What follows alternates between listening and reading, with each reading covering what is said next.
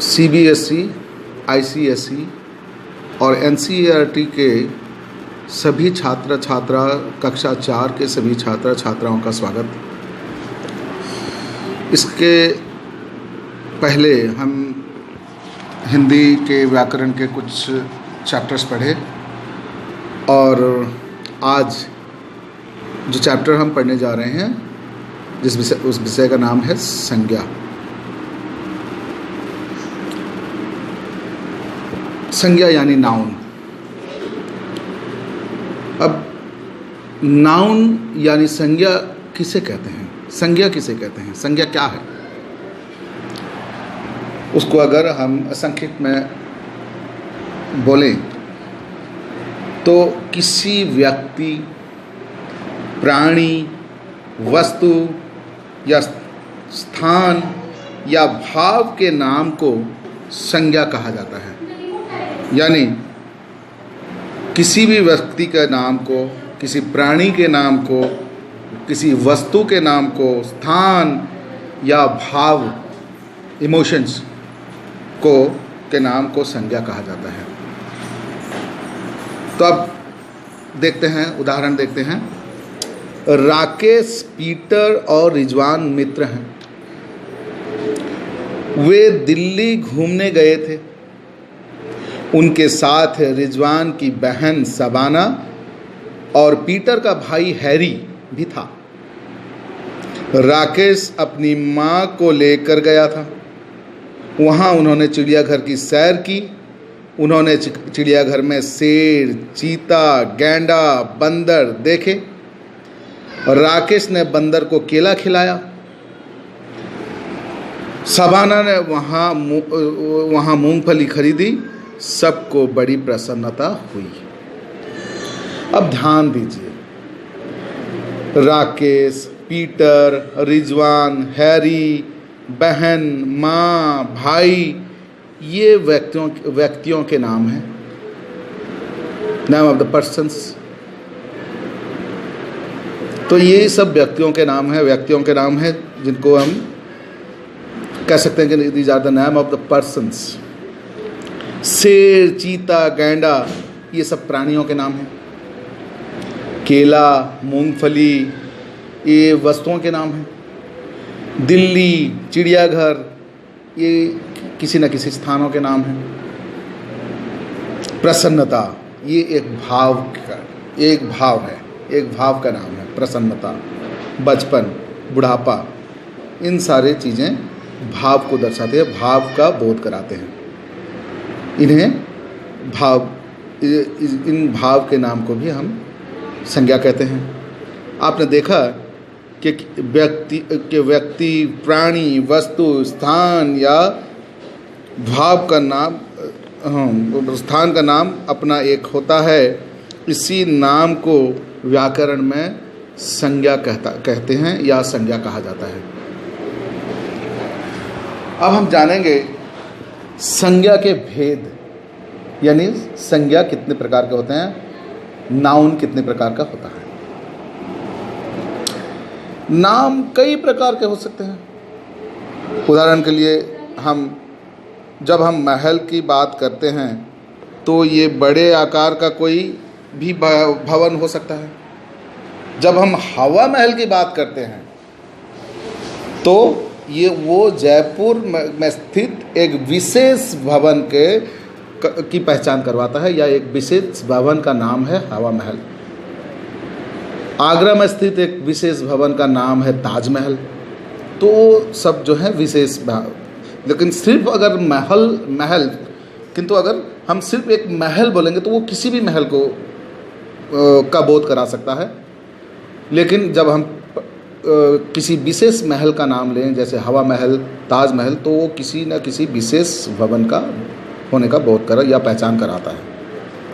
इस प्रकार संज्ञा सामान्य प्रकार के हो सकते हैं और वो विशेष प्रकार के भी हो सकते हैं। सामान्य प्रकार यानी कॉमन टाइप।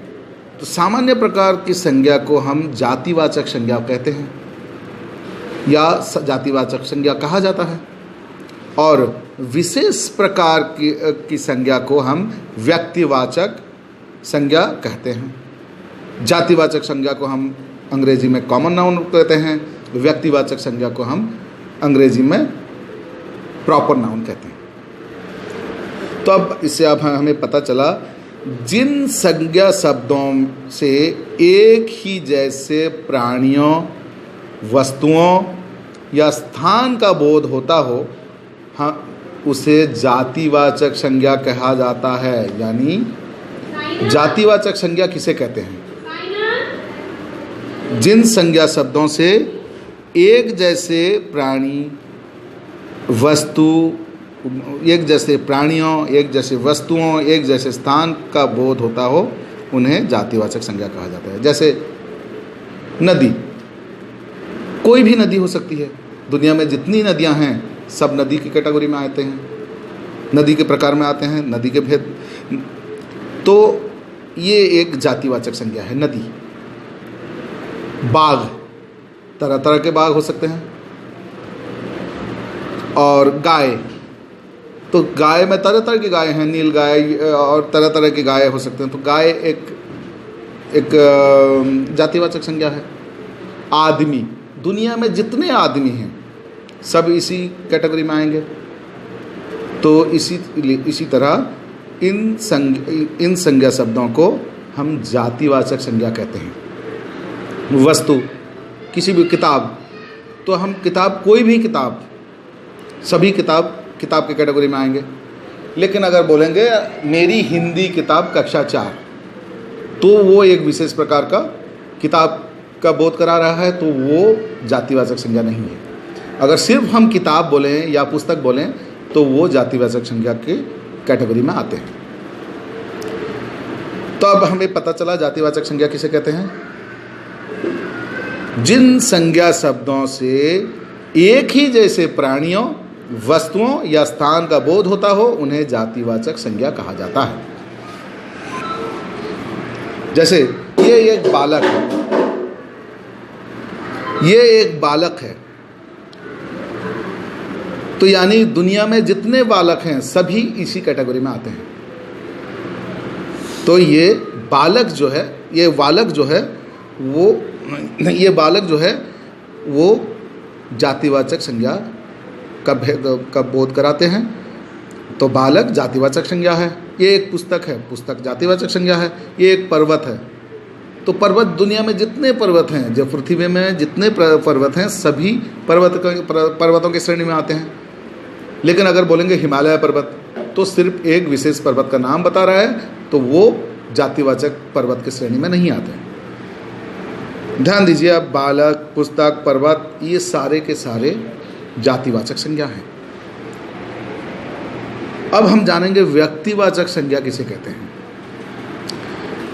जिन संज्ञा शब्दों से किसी विशेष व्यक्ति, किसी विशेष प्राणी, किसी विशेष वस्तु या किसी विशेष स्थान का बोध होता हो, उन्हें व्यक्तिवाचक संज्ञा कहा जाता है।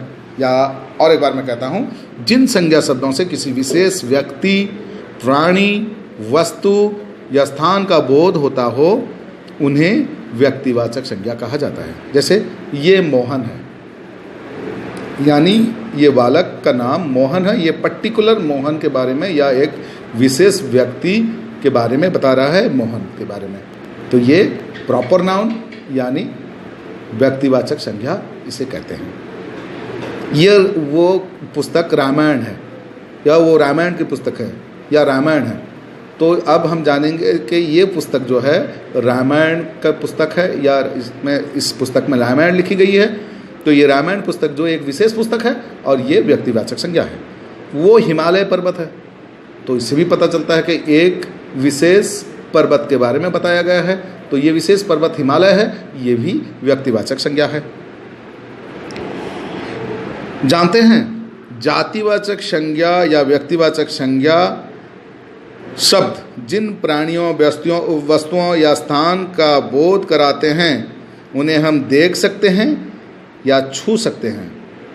कुछ अलग प्रकार के संज्ञा शब्द होते हैं जिन्हें हम छू नहीं सकते और ना ही उसे हम देख सकते हैं।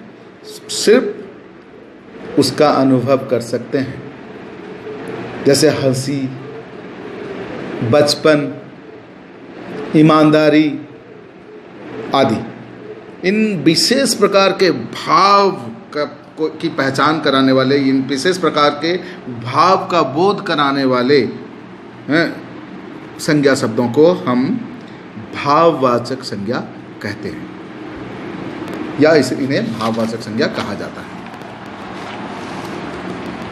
तो हम इनसे अगर संक्षिप्त में बोलें तो भाववाचक संज्ञा किसे कहते हैं? तो जिन संज्ञा शब्दों से किसी व्यक्ति या वस्तु के गुण, दोष, स्वभाव, दशा या भाव का बोध होता है या बोध होता हो, उन्हें भाववाचक संज्ञा कहा जाता है। जैसे करीम ईमानदार लड़का है, राम प्रसन्नता से उछल पड़ा, वो घबराहट के मारे रोने लगा। तो इन तीनों वाक्यों में से तीनों ईमानदारी, प्रसन्नता, घबराहट, इन तीनों शब्द भाव का बोध करा रहे हैं। तो इन शब्दों को हम भाववाचक संज्ञा कहते हैं। ध्यान दीजिए, ईमानदारी से ईमानदार होने का भाव होता है, प्रसन्नता से प्रसन्न होने का भाव, घबराहट से घबराने का भाव का पता, घबराहट के भाव का पता चलता है। तो क्या आप जानते हैं भिन्न भिन्न समूह के लिए भी भिन्न भिन्न नामों का प्रयोग करते हैं। इसे कुछ समूह के नाम, इनमें से कुछ समूह के नाम नीचे दिए गए हैं। इन संज्ञाओं को समूहवाचक संज्ञा कहते हैं, यानी अंग्रेजी में हम उसको कलेक्टिव नाउन बोलते हैं। तो उसमें समूहवाचक संज्ञा कहते हैं, जैसे चाबियों का गुच्छा, मनुष्यों की भीड़, सेना की टुकड़ी, ऊंटों का काफिला, नोटों की गड्डी, गायकों की मंडली, लकड़ियों की गट्ठर, कचड़े का ढेर, सैनिकों का जत्था, फूलों की माला, लताओं का कुंज। तो ये सारे जो हैं किसी न किसी समूह का बोध करा रहे हैं। तो समूह के नाम को समूहवाचक संज्ञा भी कहा जाता है। ये सामान्य प्रकार की जाति का ही बोध कराते हैं, अतः इन्हें जातिवाचक संज्ञा के रूप में भी पढ़ा जाता है और इन्हें समूहवाचक संज्ञा भी कहा जाता है। ये जातिवाचक संज्ञा का एक हिस्सा है। तो अब और एक संज्ञा का नाम है जिसे हम कहते हैं द्रव्यवाचक संज्ञा। द्रव्यवाचक संज्ञा किसे कहते हैं? जिन संज्ञा शब्दों से द्रव्य यानी पदार्थ या धातु का बोध हो, उन्हें हम द्रव्यवाचक संज्ञा कहते हैं। जैसे सोना, चांदी, पानी, दूध आदि। तो मैं फिर इसको और एक बार दोहरा रहा हूँ। जिन संज्ञा शब्दों से द्रव्य यानी पदार्थ या धातु का बोध हो, उन्हें द्रव्यवाचक संज्ञा कहते हैं। जैसे सोना, चांदी, पानी, दूध, कलम, रूलर आदि। आज के लिए संज्ञा जो चैप्टर है संज्ञा, वो आज के लिए इतना ही। अगले क्लास में हम लिंग के बारे में पढ़ेंगे। तब तक के लिए स्टे होम, स्टे सेफ। जय हिंद।